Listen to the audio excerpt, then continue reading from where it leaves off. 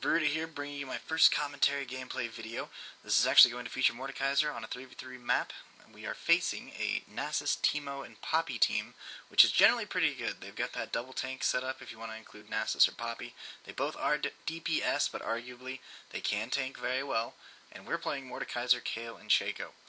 This comp is a little bit more AoE than I would expect, but I do believe that it's mainly because of Mordekaiser and the way I play him. He is a tank champion. A lot of people play him as DPS or carry, which is fine. There's a lot of different ways to play mini champions, but I personally find stacking the Sunfire capes and getting some of that AoE damage in there is very, very beneficial. So here we have a level 1 team fight. We actually got an early lead on the Teemo.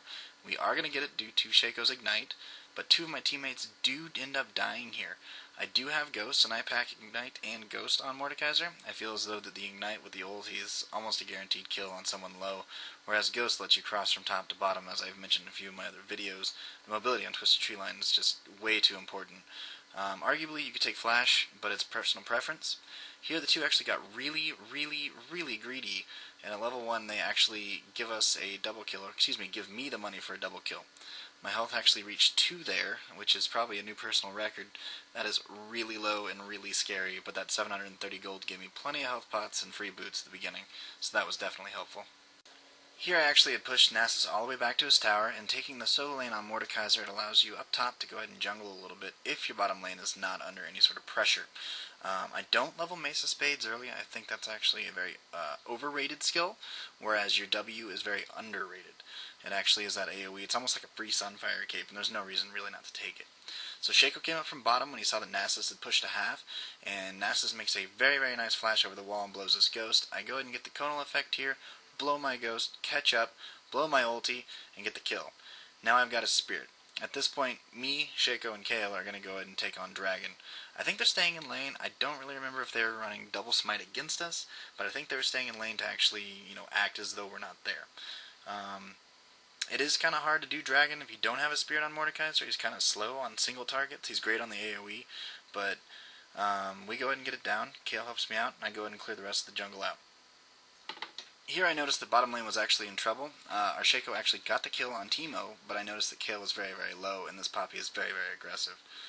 We did have a ward in the middle, and I thought maybe they did, and she would back off, but she didn't.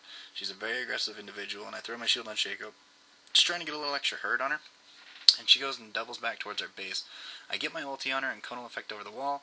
Boom, there's the kill, get Poppy's Spirit, and I go ahead and push the lane out, grab red, and head back top. So one of the cool things about Mordekaiser is that any ability that he does with his passive transforms that damage into a protective shield, and that's that gray bar underneath my green one that you see there. This allows you to tank tons and tons of things and just stop all incoming damage. So here Nasus tried to do some damage to me, and I just tanked it all with the shield I was earning from doing damage to the nearby creeps. He overextended, I got the Ignite on him, and I do get the kill. This allows me to push the lane, and easily we start working on this tower. Here I actually, while we've got a quick moment, want to talk about how I actually build Mordekaiser for the Twisted Treeline build. I go ahead and rush my first Sunfire as quickly as possible just to get that little extra push and that AoE damage whenever I'm in the lane or jungling. But you gotta understand, when you're playing Mordekaiser, I spec him into the defense tree, but with most of my items, after I finish that Sunfire, I go ahead and pick up a Riley's, because the more magic damage you do with your abilities, the more shield you receive. Right there in that video, I actually tanked Poppy right on top of her tower because I was continually taking small amounts of her health using Children of the Grave, and using my abilities to build up a shield to tank both the tower and her damage. Here Nasus got right up in my face, didn't learn his lesson earlier, and I've got all my abilities up. I keep taking small amounts of shield from him, and running away. One small hit with the red, outpaced just a little bit more, and I've dropped him from 100% health, and he's only taken 5% of mine.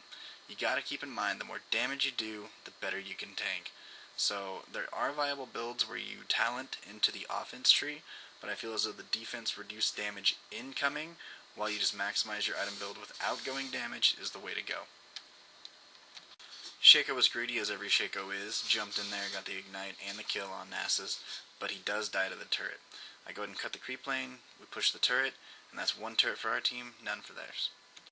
Here I'm in bottom lane. I just finished my first Sunfire cape, and Nasus gets a little aggressive again. I had him 1v1, and I wasn't too concerned, but then Teemo shows up. I know he's got the blinding dart and a little bit of AP, not too comfortable fighting both of them at the same time. I go and get Children on the Grave on him, throw up the Ignite, hoping to get the kill. He actually does get away very, very low. So Teemo's in the grass, blowing a little bit of Blinding Dart on me. And here is possibly one of the dumbest plays that I've seen out of anybody in my ELO in quite a while. I feel as though maybe I was taking poison tick damage. I don't know. I could see that Teemo was still in the bush, so I go ahead and jump him. He gets the Blinding Dart right as I'm about to Mesa Spades him, but my Sunfire Cape does get the kill. Shaco's great lane awareness, and Kale was coming down to blow a heal on me. We actually get the kill on Poppy, kind of turn that into a 1v3, into a 3v1 in our favor, and that just shows Mordekaiser's tanking power. Here I actually, I've started building my Riley Scepter. It's a little bit after that fight. I've gone ahead and cleared out the top, picked up some buffs, so I do have Ghost, and I'm just cruising along at that high speed, and I do catch up to Nasus. He can't go 1-to-1 with me anymore. He's definitely afraid. I get Children of the Grave on him, and I get one more Conal Effect right before the tower. There it is. Get the kill and get the Spirit. I back out Mordekaiser, control the Spirit of Nasus, and go ahead and start tanking this turret. My team is in bottom lane right now. Kale and Shaco are actually fighting Poppy. Poppy does get the kill, but while they've been messing around down there, I've just been taking out top turret using the Spirit of Nasus to take it down. As you'll see, top lane creeps are actually almost to our tower, and they have completely neglected me pushing top at this time. After dropping the tower, I was very comfortable. I had full shield, and Poppy was showing up. I can easily 1v1 her. Teemo showed up, and I decided that may be a little bit too much to handle. You need to know when to leave fights and when to stay. Here's a perfect example. I saw that Kale was possibly in trouble with 3 enemies down there, and I mentioned in Vent that we can go ahead and do this 2v3. I got the "don't you fucking dare" speech, and then went ahead and did it. So I told him just to ult me as soon as I get low, and I show how the AoE Mordekaiser can definitely wreak some havoc. He ulties me at the very last second. I continue to stay on top of my opponents, get one more tick of both my shield and Sunfire, and boom, there's an ace, and we can start working on the bottom inhibitor. At this point, Shaco does show up. We actually go ahead and push that last tower, and as we are working on the heart, they push us out of lane. That's okay, it's completely backdoorable at this point. We've got a huge advantage. One thing I'd like to note is that we actually have a very pro play by our Kale here. He actually runs Z-Ring because as soon as he ultis somebody, a lot of times they'll switch focus to Kale, and I know a lot of times I do that myself immediately. I'm like, oh, kill Kale, no ulti. So here I actually get what is the best kill steal ever. My shield that I threw to Shaco actually gets the kill on that Teemo. I have no idea how, but it was amazing. This is the last play of the game. We do wear down the heart here, so thank you very much for watching. Please rate, comment, subscribe. If you have any questions, drop me a line, no problem, and hopefully I'll see you in game. Thanks a lot. This is Veruda, signing out.